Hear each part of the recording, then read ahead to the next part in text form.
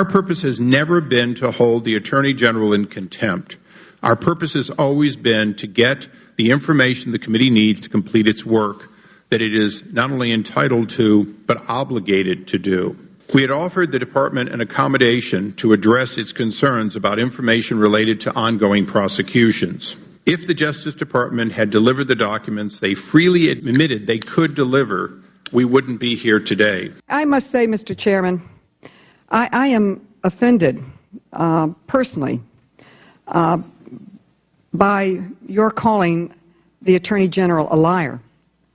And it's extremely disrespectful and attacking to our public servant. Where have we degenerated to in calling names, not having hearings on meaningful reforms, not acting on reforms, but merely degenerating to attacking people and moving forward with paperwork that is unfair and violates the law of the United States of America.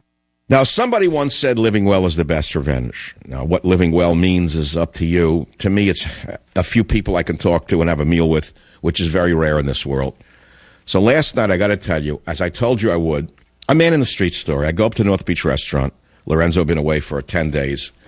And I brought Teddy in. Teddy likes to dine on Italian food. And I go up there and I said, look, I don't want any fish. I don't want any pasta. I want meat tonight. So he says, why don't you have scotodito? I said, what's scotodito? I don't speak Italian. He says, scotodito. It means you'll burn your finger. I said, what? I don't want to burn my finger. He said, no. Scotodito means lamb chops. That's how we used to say it in Italy. He said, scotodito. So I said, okay, then give me some hot lamb chops. I ate these greatest lamb chops. Teddy scoffed down some veal at Lorenzo. Lorenzo just lost one of his dogs, and he was heartbroken, so he likes Teddy more than ever. And he gave him some veal, and we had a nice time. And I'm leading up to some wine here, some wine story. I bring in a bottle of my own, because I had been drinking earlier the night before New Zealand wine. I happen to like wine. When I drink wine at all, I like New Zealand from Marlborough, the Sauvignon Blanc from Marlborough in New Zealand, right? And it's a little bit of an affront to Lorenzo because he has his own, vineyard. I understand that, but it's all right. He's a big guy. So he drank the wine, and he said to me, the first thing that you smell when you drink it, well, I don't know. Do you want to hear more about wine? Because his grandfather taught him in Italy how to taste wine when he was 6 years old. Here's what his grandfather said. He said, Lorenzo, you take a small sip of wine. You put it on your tongue. Don't move anything. Count to 8 and let it go down from the side of your mouth into your throat. And then he said as a young kid, he choked almost to death from it. He said, when he did it, though, I experienced it because the side of your mouth is the most delicate part of your throat. I experienced something incredible because it goes all the way into your throat and the side of your mouth. My grandfather used to say, when you do that, it takes the pants off the wine and you really see what is there. I love the florid language of Old Italy. So I'm going to give you a little more of the florid language of Old Italy. You ready for more? Here's some more. They had a lot of troubles in Italy after the war. So he says his grandfather told him when he was a little boy in Italy, when they had nothing but trouble because the Nazis had occupied Italy, by the way, his grandfather said to him, everyone has a cross to bear, but lucky is the one that can keep the cross in his pocket. That struck me as such a brilliant statement to remember. I love that one, so I made a note of it. And then we talked about olive oil and this and that. I'm not going to bore you with that, but here's the end of the story because it was very funny. I ate the meal. Teddy had his meal. We had a lot of fun talking. I drank some wine. I go outside. It turned very cold. It was like 50 degrees, 51 degrees. The wind was blowing, which I love. I had my overcoat and hat on. And just guys, BSing in the street waiting to get back in the car. Incidentally, someone drives me when I drink. You just should know that in case you want to send a letter to somebody. And then a man comes around the corner, an Iranian man. He's a Persian. He owns a Persian restaurant around the corner. I've seen the restaurant for 30 years. I've not gone in it. It's always been known as a upscale, Persian restaurant. But I never went in it. So he says to me, did I tell you a story? He says, I know who you are. He says, you're a legend in this city. And he says to me, I said, thank you very much. I said, well, your restaurant is a legend. We exchange pleasantries. So he said to me, did I ever tell you? Now remember, he's a Muslim. So he says to me, did I ever tell you the story that when the Jews don't eat, the Muslims starve to death? Well, we all broke into phenomenal laughter. I said, that's the funniest thing I ever heard.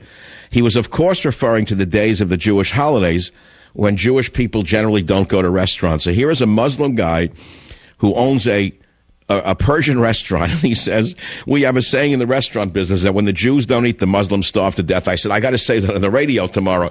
He says, no. He says, you can't say it because you're not Muslim. He says, people will take offense. He said, let me say it. I can't imagine a Muslim would take offense at something that's funny. I mean, it's a good-natured joke, isn't it? Or did that offend somebody? Maybe you can call the ACLU because I told you a joke. San Luis Obispo. Robbie, you're on the Savage Nation. Hi, Michael. I hear you talk about olive oil. I'm an old retired surgeon who makes olive oil in California, and I know you like Spanish oil, but there are some pretty spectacular California olive oils that are really, really extra virgin. Oh, I drink. I drink. I almost drink it. I use a California or extra virgin olive oil because it's about the only certified organic oil that's reliably organic.